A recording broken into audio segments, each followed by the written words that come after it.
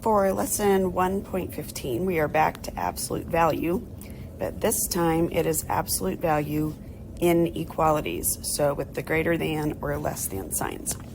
So let's recall, if we have over here the absolute value of x greater than or equal to 7, this is where we set up our two different cases. So we'd have x greater than or equal to 7, because it's 7 away from the number line, or from 0 on the number line in the positive direction, and it's also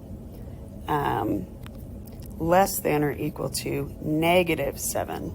So you see we flip the sign around there.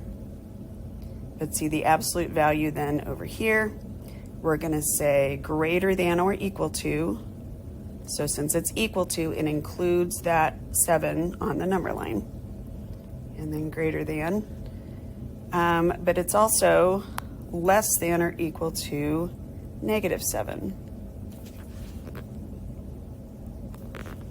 So in interval notation, we've got two of them, so this is where we put the union on there, that U sign.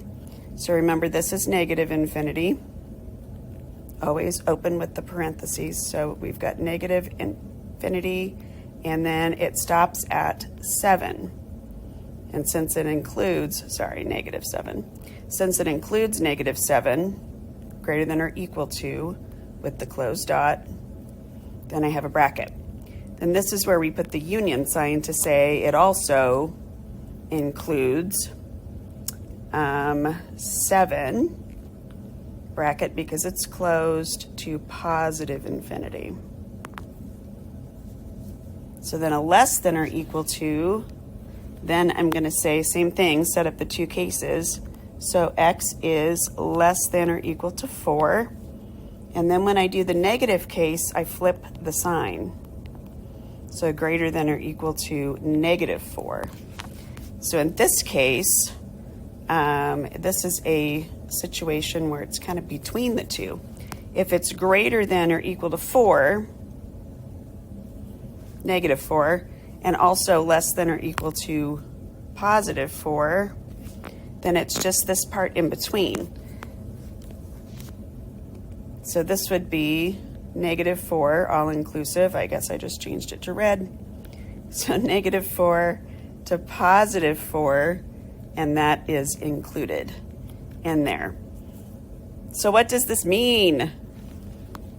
So our absolute value inequalities are also compound inequalities, like we had with the and the or. So back down here, we have to do the same thing that we did with solving absolute value equations. So we isolate the absolute value part first. So the absolute value expression.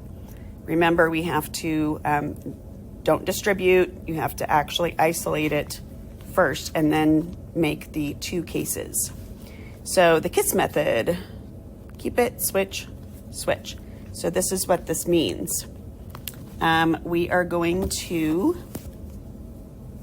keep this entire equation. So this is the keep it part. So it's going to be x plus 6 greater than 7, because this is already isolated. Okay. And then to create the other case, I'm going to do a switch.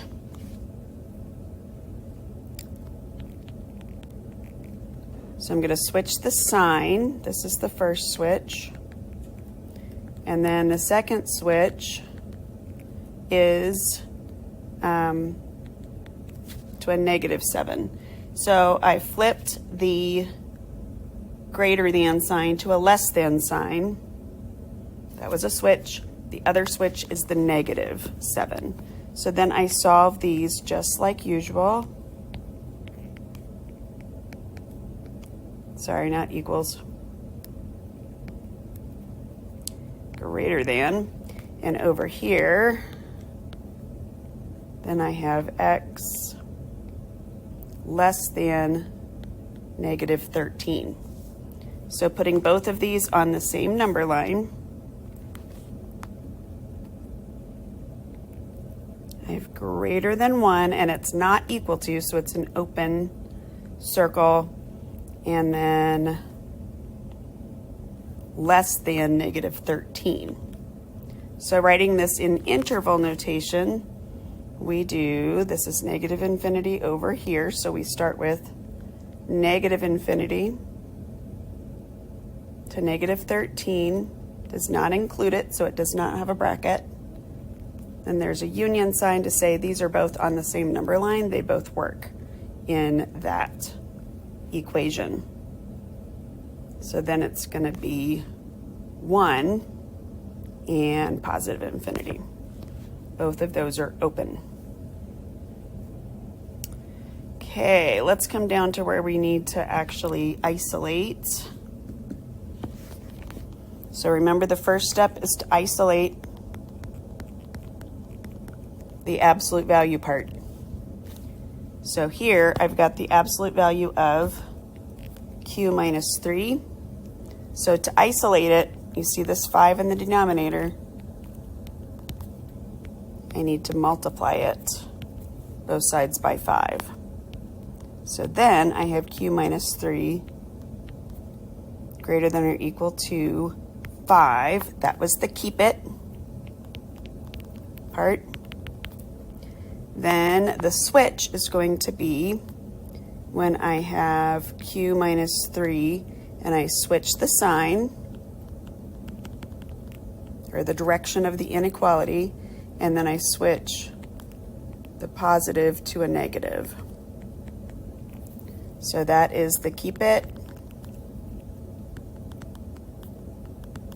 switch, switch, or the KISS method. Okay, so now I'm going to add 3, solve this. And q greater than or equal to 8. And then after I add 3, q is less than or equal to negative 2. So putting that on the same number line, this time they're or equal to, so they are included. It's a closed circle. So my interval, again, negative infinity is off forever and ever to the left. Then it stops with negative 2. It's closed, so it gets a bracket. Then I have 8 to positive infinity, and that part is open. All right, let's do one down here. So we're isolating this part in green. So I need to subtract 7 from both sides. And I've got 6 times the absolute value of negative 5n. And then it's greater than 30. So this is where I'm going to keep it. So I have negative 5, n greater than 5.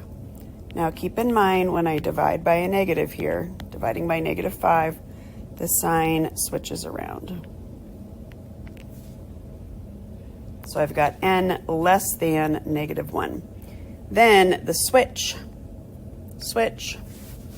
for part of KISS is when I have negative 5n, I'm switching the sign to less than, and then I switch this to a negative 5 instead of a 5. Then when I divide by negative 5, I flip the sign back. So I have n less than negative 1, doesn't include it, because it doesn't say or equal to, so it's open. And then n greater than 1. So the interval notation here is I've got negative infinity forever and ever and ever from the left, and it stops at negative 1. And then I have 1, and it stops never. So it goes to infinity on the right.